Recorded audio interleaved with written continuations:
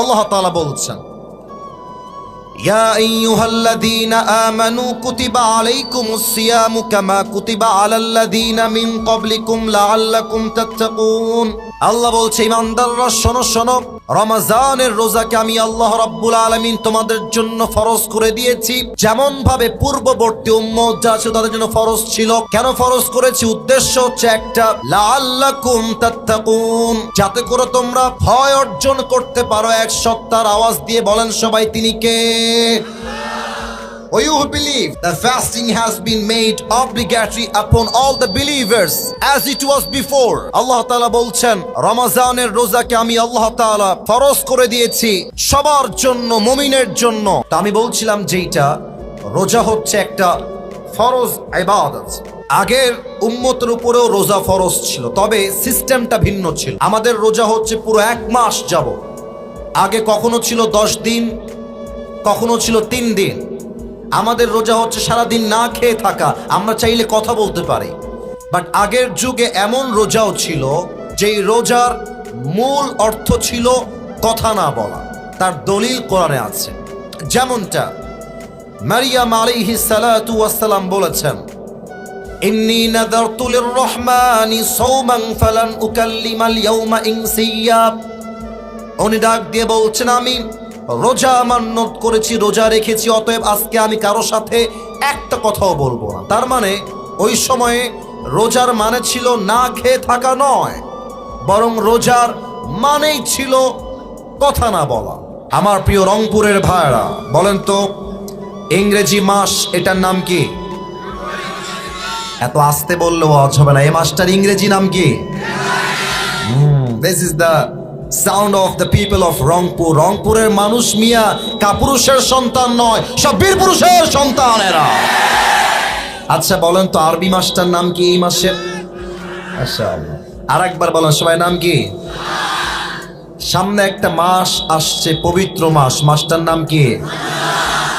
রমাদান আমাদের সামনে আসতেছে। আমরা কি খুশি না বেজার? আমরা রমাদানকে ওয়েলকাম জানাই। এবং আমরা এই যে সোনামণি, বসো বসো বসো বসো, ওকে ওকে বসাই দাও, কোলে করে বসাই দাও। উঠা যাবে না, উঠা যাবে না। আমরা রমজানের জন্য দোয়াও করে দিই, আল্লাহ রমজান পর্যন্ত আমাদের সবাইকে তুমি নেক হায়াত দান করে দাও। পড়েন সবাই আমিন। আজকে যতটুকু ওয়াজ হবে রমজানকে নিয়ে আমি কিছু কথা বলার, হাইলাইট করার চেষ্টা করব। এবং আজকের আমি জাস্ট একটি আয়াত সর্বপ্রথম তেলাওয়াত করেছি। লম্বা সময় জুড়ে আমরা এই আয়াতের তাফসীর শ্রবণ করব। রাজি আছেন তো সবাই ইনশাআল্লাহ? সবাই কেমন রাজি আছেন তাকবীর দিয়ে প্রমাণ দিবেন। নারায়ে তাকবীর। আচ্ছা, রমজান মাসে খাওয়া দাওয়ার 2টা পার্ট আছে। দেখা যাক, আমি একটা বলি, আপনারা আর একটা বলবেন। আমাদের রমজানের রোজা শুরু হয় সাহরি দিয়ে আর শেষ হয় কি দিয়ে? মাশাআল্লাহ, আর একবার বলেন, শেষ হয় কি দিয়ে? আমি শুরুতে একটা বিষয় সতর্কতামূলক সবাইকে মেসেজ দিতে চাই, এবং আমার এই মেসেজ শেষ হয়ে গেলে কোরআন থেকে আমি একটা নির্দিষ্ট বিষয়ে, নির্দিষ্ট আয়াত থেকে তাফসীর রিপ্রেজেন্ট করতে চাই। ইফতারির সময় মানুষ এমন কিছু ভুল করে যে ভুলগুলোর জন্য মানুষের রোজার বরকত নষ্ট হয়ে যায়, রোজার ফজিলত নষ্ট হয়ে যায়, রোজার মাহাত্ম্য, রোজার সিগনিফিকেন্স আমরা হারিয়ে ফেলি। আমি রিসার্চ করে পেয়েছি, মানুষ যখন ইফতারি করে 5টা ভুল এমন করে যে ভুলের জন্য মানুষের রোজার ফজিলত, সওয়াব, মাহাত্ম্য, সিগনিফিকেন্স নষ্ট হয়ে যায়। আমরা 5টা শুনবো যাতে করে আমাদের কারো এই ভুল না হয়। রাজি আছেন তো সবাই ইনশাআল্লাহ? তুমি সাউন্ড বাড়াচ্ছ কমাচ্ছ কেন? যা ছিল ঠিকঠাক ছিল তো। বেস বাড়াও, বেস বাড়াও, ক্লিয়ার করো। 1 নাম্বার, রমজান মাসে অনেকে দেখবেন ইফতারি খেতে বসে একটা ভুল সবাই করে, বেশিরভাগ মানুষ দেখবেন মোবাইল ফোন নিয়ে রেডিওর আজান কখন হবে তারা রেডিওর আজানের অপেক্ষায় থাকে। এটা ভুল ধারণা। মাথায় রাখবেন, হাদিসে এসেছে নবী করিম সাল্লাল্লাহু আলাইহি ওয়াসাল্লাম বলেছেন, যখনই ইফতারির সময় হবে তোমরা তোমাদের ইফতারিকে গ্রহণ করো, আজানের জন্য অথবা অন্য কিছুর জন্য অপেক্ষা করবা না। দেখেন, আপনি যখন রেডিওর আজানের অপেক্ষা করেন, মাথায় রাখবেন, মনে করেন যে রেডিওর আজান হচ্ছে 6টা 5-এ, দেখা যাক আমার শ্রোতা অ্যাক্টিভ আছে কিনা। রেডিওর আজান 6টা কততে? এত আস্তে তো রংপুরের মানুষ কথা কয় না, 6টা। আর আপনার ইফতারির টাইম হলো জেলার 6টার সময়। এখন 6টার সময় ইফতারির টাইম হয়ে গিয়েছে, and you are waiting for the azan of radio. রেডিওর আজান দিলে আপনি ইফতারি খাবেন। তাহলে আপনি যদি রেডিওর আজান অপেক্ষা করেন, আপনার ইফতারি 5 মিনিট পিছিয়ে গেল, তাহলে আপনি নবীর সুন্নাহ অনুযায়ী টাইমকে মেনটেন করতে পারলেন না। অতএব এখন থেকে নিয়ত করে রাখেন, ইফতারির যখনই টাইম হয়ে যাবে, যেখানে যেই জেলায় যেই টাইম, ওই টাইমে ইফতারি খাবো। আজান দিলেই খেতে হবে এটা কোনো শর্ত নয়। আল্লাহ সবাইকে রাইট টাইমে ইফতারি গ্রহণ করার তৌফিক দান করুক। পড়েন সবাই আমিন। 2 নাম্বার মিস্টেক অনেকে করে, এটা বলতে গেলে আবার অনেক যুবক চিৎকার দিয়ে ঠিক বলে উঠবে, একটু ব্যালেন্স করে ঠিক বইল। কিছু ছেলে পেলে আছে সামনে ইফতারি রাখা, জান তুমি কি দিয়ে ইফতারি করবে আজকে? ইফতারি সামনে রেখেই চ্যাটিং করে। তো ছেলে রাখে, আমি তো আজকে বেগুনি করেছি, তুমি কি বেগুনি খাবার জান, তোমাকে দিয়ে আসবো। সব কনফার্ম জান্নাতি টাইপের মেসেজ তারা সেন্ড করে। এবং অনেক মুরব্বীকেও আমি দেখেছি ইফতারি সামনে রেখে আউল ফাউল কিচ্ছা কালাপ গল্প করে না। ইফতারির খাবার সামনে রেখে this is the right time to make সাপ্লিকেশন। আল্লাহর হাবিব বলেছেন, ইফতারি সামনে রেখে যেই বান্দা আল্লাহর কাছে দোয়া করে, আল্লাহ বান্দার দোয়াকে সঙ্গে সঙ্গেই কবুল করে নেয়। সুবহানাল্লাহ পড়ে। অতএব ইফতারি সামনে রেখে don't talk with your girlfriend, don't use the TikTok, don't use your YouTube. কোনো কিছু ইউজ হবে না, কোথাও টাইম ওয়েস্ট হবে না। ইফতারি সামনে রেখে অনলি দোয়া is allowed and nothing is allowed. ঠিক কিনা বলেন? ইফতারি সামনে রেখে আমি সবার থেকে জানতে চাই, আমরা সবাই হাত তুলে কি করব? একটু জোরে বলেন, ইফতারির সামনে রেখে আমরা হাত তুলে কি করব? 2 নাম্বার শেষ। 3 নাম্বার, অনেকেই ইফতারি খাওয়ার সময় মনে আমাদের জোশ উঠে যায়, খেয়ে দে পেট এমন লোড হয়ে যায়, মাগরিব পরে একটা ঘুম দেয়, তারপরের দিন সাহরি খাওয়া মিস হয়ে যায়। আর বিশেষ করে দেখবেন কিছু ছেলে পেলে আছে খাইতে বসলে গরু ফেল করে ফেলে, আর ইফতারি এমন ভাবে খায় জীবনে মনে খাবার চোখেই দেখে নাই। এটা হাদিসে নিষেধ আসছে, এত বেশি খাওয়া যাবে না। একটু ব্যালেন্স করো, একটু ব্যালেন্স করো। পানি খাও, ফলমূল খাও, আর জাস্ট একটা পেঁয়াজি বা আলুর চপ খাও। যত ভাজা পোড়া কম খাবা, তোমার পেট ক্লিন থাকবে। যত কম খাবা, ইবাদতে মনোযোগ থাকবে। যত কম খাবা, শরীরটা ফিটনেসটা ভালো থাকবে। অতএব ইফতারি আসলেই আবেগ দিয়ে নয়, বিবেক দিয়ে ইফতারি খাওয়া লাগবে। ঠিক কিনা বলেন? আচ্ছা, বেশি খেলে ক্ষতি কি হয় খেয়াল করেন। খুব খেয়েছেন, আর যখন উঠবেন দেখবেন যে আর উঠতেছে না, গা লেগে গেছে মাটির সাথে, তখন কি মনে হবে যে মাগরিবটা আজকে মসজিদে যাব না, বাসায় পড়ে নেই। মাগরিব পড়ে দেখবেন যে এত ক্লান্ত শরীর লাগবে যা আপনার তারাবি পড়ার মনটা হারায় যাবে। বিধায় ইফতারি হবে সীমিত, ইবাদত হবে বেশি বেশি। ঠিক কিনা বলেন?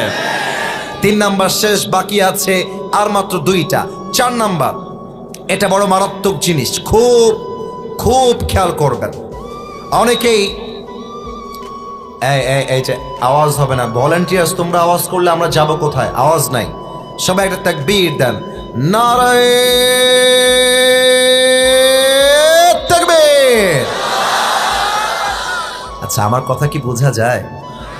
আমার কথা বুঝতে বা ভাষা বুঝতে কোনো সমস্যা আপনাদের হচ্ছে না তো? আচ্ছা, 4 নাম্বারটা খুব খেয়াল করবেন। এই মিস্টেকটা আমরা অনেকেই করে থাকে।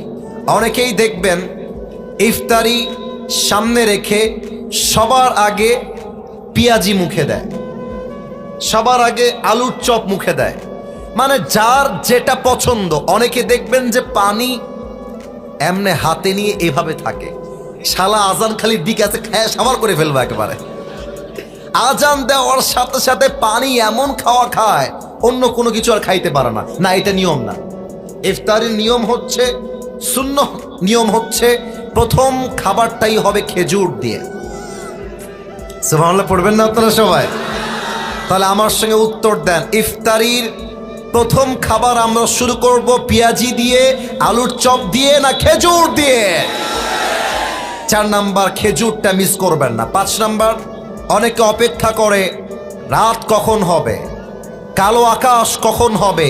এটা ইহুদিদের কাজ ছিল। ইহুদিরা আকাশ কালো না হওয়া পর্যন্ত ইফতারি খেত না, এটা ওদের সিস্টেম।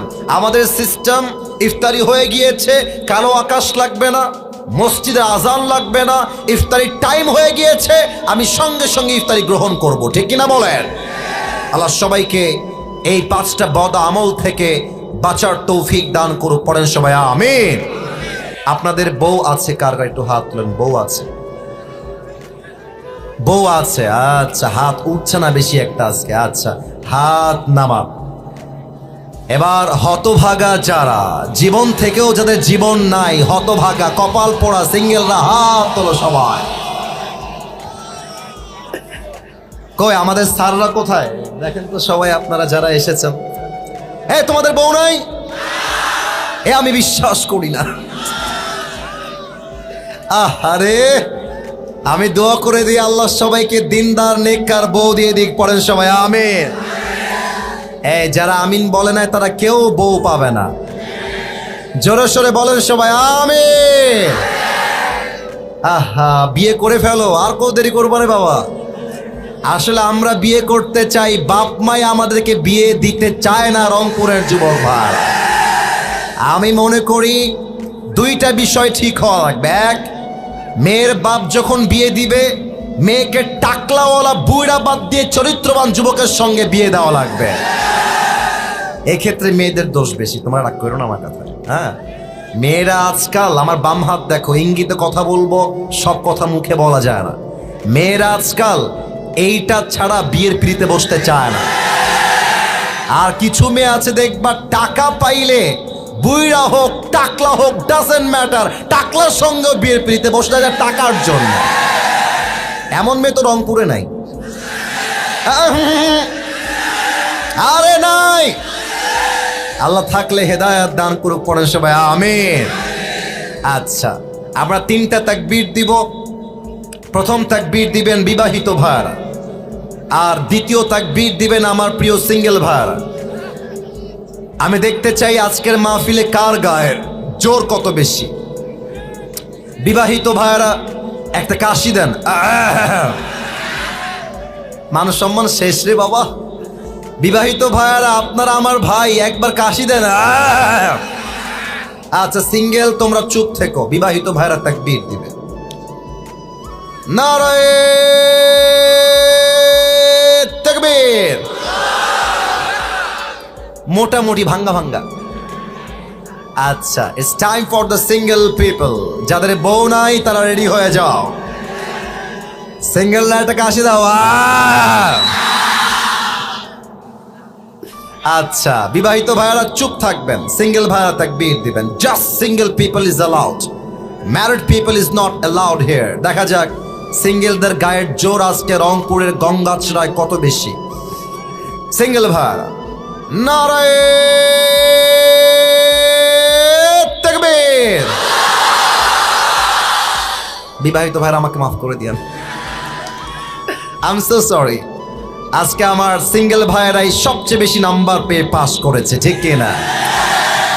আচ্ছা, এবার সবাই মিলে এমন একটা তাকবীর দিবেন রংপুরের ভাইয়েরা, যে আপনাদের তাকবীরের ঠেলায় আমি আসিফ হুজুর স্টেজ ভেঙে উল্টে নিচের দিকে পড়ে যাব। আচ্ছা, কাশি দেন সবাই। নারায়ে তাকবীর। আল কোরআনের আলো, আল হাদিসের আলো